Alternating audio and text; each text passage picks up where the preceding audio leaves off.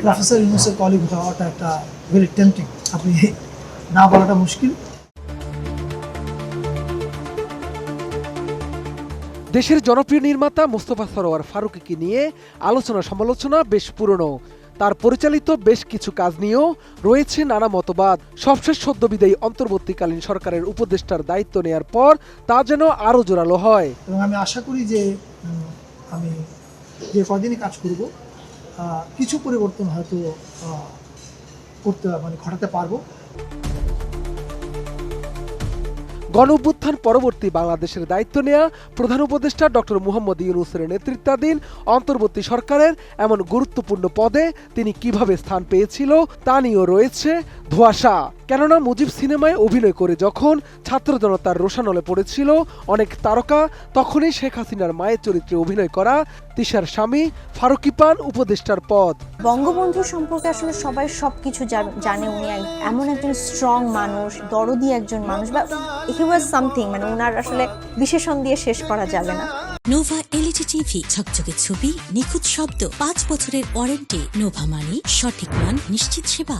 সবশেষ উপদেষ্টার পদ ছাড়ার আগে সম্পদের হিসাব দেওয়ার পর আরও বেশি চর্চা শুরু হয় শোবিজের আলোচিত এই তারকা দম্পতিকে নিয়ে, যেখানে দেখা যায় 1 বছরের ব্যবধানে যেখানে ফারুকীর মোট সম্পদ কমেছে, সেখানে তিশার সম্পদ বেড়েছে 1.5 কোটি টাকারও বেশি। আমার স্ত্রী তার প্রফেশনাল সিদ্ধান্ত নেওয়ার আগে আমার অনুমতি নেবে, অথবা আমি আবার প্রফেশনাল সিদ্ধান্ত নেওয়ার আগে আমার স্ত্রীর অনুমতি নেব? I don't think so. সব মিলিয়ে দুজন যখন টক অব দ্য টাউন, তখন সামাজিক যোগাযোগ মাধ্যমে নিজেদের 4টি ছবি শেয়ার করে তিশার উদ্দেশ্যে বিশেষ বার্তা দিয়েছেন ফারুকী, জানিয়েছেন স্ত্রীর প্রতি ভালোবাসা।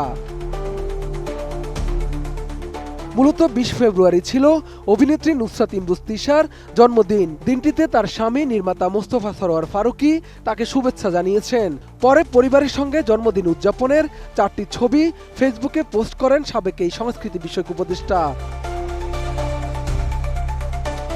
সামাজিক যোগাযোগ মাধ্যমের ওই পোস্টের ক্যাপশনে ফারুকী লিখেন, যাকে আমি সবচেয়ে বেশি ভালোবাসি ও সমীহ করি তাকে জন্মদিনের শুভেচ্ছা জানাই। তোমাকে জানা আমার কাছে সৌভাগ্যের, তোমার সঙ্গে এই জীবন উদযাপন করতে পারা আরো বড় আশীর্বাদ। ফারুকীর শেয়ার করা ছবিতে মেয়ে ইলহামকেও দেখা যায়। ছবিতে আরো দেখা যায় 2টি কেক ও ফুল। একটি কেকে লেখা happy birthday to the best মামি, আরেক কেকে লেখা হ্যাপি বার্থডে কুইন। এর আগে ভালোবেসে 2010 সালে বিবাহ বন্ধনে আবদ্ধ হয়েছেন নুসরাত ইমরোজ তিশা ও মোস্তফা সরোয়ার ফারুকী। এরপর থেকে বেশ সুখে কাটছে তাদের সংসার। আর 2022 সালের জানুয়ারিতে এই দম্পতির ঘর আলো করে জন্ম নেয় কন্যা ইলহাম। শাহাদাত রিফাত, এটিএন নিউজ, ঢাকা।